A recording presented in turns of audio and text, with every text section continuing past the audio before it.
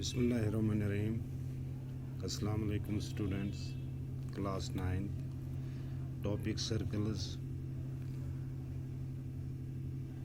Question number 2,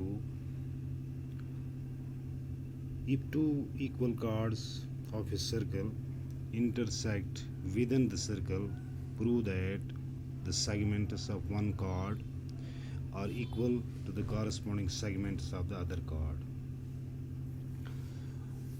एक circle है हमारे पास, उसके दो इक्वल कार्ड्स हैं।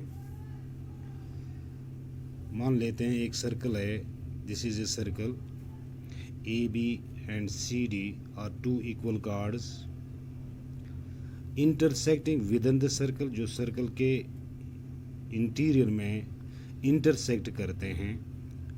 हमें प्रूव करना है कि क्या ये दोनों कार्ड इक्वल सेगमेंट बनाते हैं, यानी क्या ये दोनों कार्ड इक्वल सेगमेंट बनाते हैं।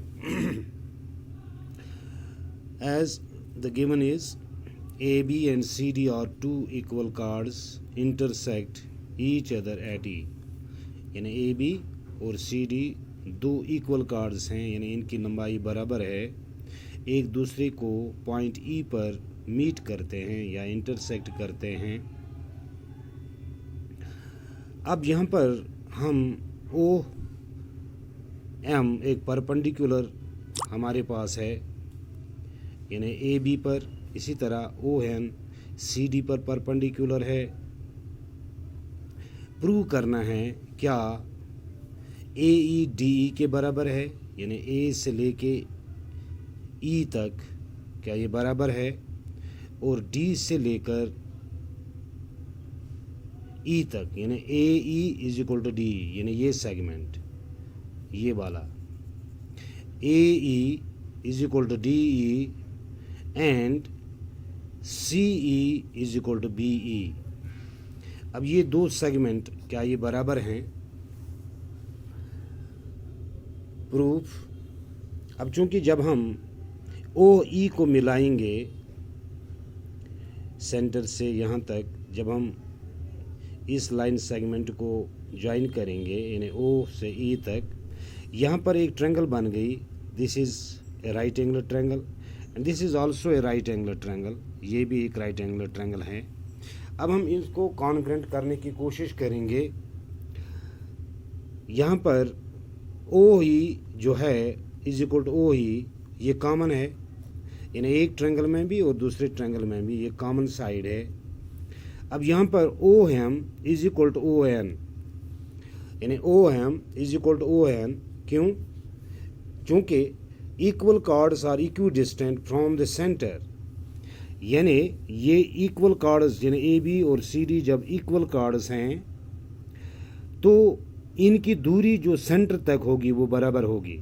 ये एक प्रॉपर्टी है सर्कल्स की, यानी जब दो कार्ड उनकी लेंथ बराबर होगी तो उनकी दूरी सेंटर तक बराबर होगी। That means equal chords are equidistant from the centre. तब हम कह सकते हैं O M is equal to O N, O M is equal to O N. अब रीज़न हमने यहाँ पे लिखा equal chords are equidistant from the centre, हो गई दो चीज़ें। अब तीसरा पॉइंट हम लेंगे ओ एम ई, ओ एम ई, यानी ये एंगल जहाँ एम पर जो एंगल बनता है is equal to O N E, यानी इस एंगल के बराबर। क्यों? क्योंकि यानी line segment which is drawn from the centre to the chord is perpendicular to the chord and also it bisects the chord. एक प्रॉपर्टी है और एक प्रॉपर्टी है सर्कल की कि अगर हम सेंटर से लेके किसी कॉर्ड पर एक लाइन ज्वाइन करेंगे, ये लाइन जो है ये परपेंडिकुलर बनेगा, किस पर? कॉर्ड पर। अब चूंकि जब ये परपेंडिकुलर बनेगा इसका मतलब ये है कि ये इस कॉर्ड पर 90 डिग्री का जाविया बनाता है। That means angle O M E is equal to O N E is 90। अब चूंकि हम कह सकते हैं कि ये दोनों ट्रायंगल्स जो हैं ये आपस में कॉन्ग्रुएंट हो गई, यानी therefore triangle O M E congruent, ये कॉन्ग्रेंट का सिंबल है, दीज टू लाइन्स और दिस इस तरह, ये कॉन्ग्रेंट है, कॉन्ग्रेंट का symbol OME, congruent OME by RHS rule या बाय RHS कॉन्ग्रेंसी रूल, यानी इस रूल के तहत ये दो ट्रायंगल्स आपस में कॉन्ग्रेंट हो गई। अब जब ये कॉन्ग्रेंट हो गई तब हम कह सकते हैं ME, यानी ME जो है ये बराबर होगा NE के, यानी इसका ये थर्ड साइड जो है ये वाला side ME is equal to NE, यानी इनकी लेंथ बराबर होगी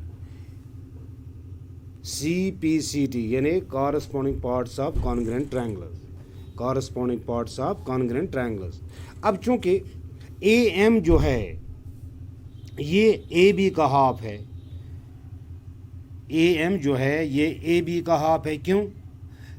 क्योंकि ये परपेंडिकुलर जो है ये equidistant from the centre and also it bisects the card, यानी एक तो ये कार्ड को बाइसेक्ट करता है और दूसरे कार्ड के जब इक्विडिस्टेंट होगा तब ये बराबर होंगे, यानी दैट मीन्स कि जब हम सेंटर से कोई भी लाइन सेगमेंट ड्रॉ करेंगे किसी कार्ड पर, वो कार्ड पर 90 डिग्री का एंगल बनाएगा और कार्ड को बाइसेक्ट करेगा।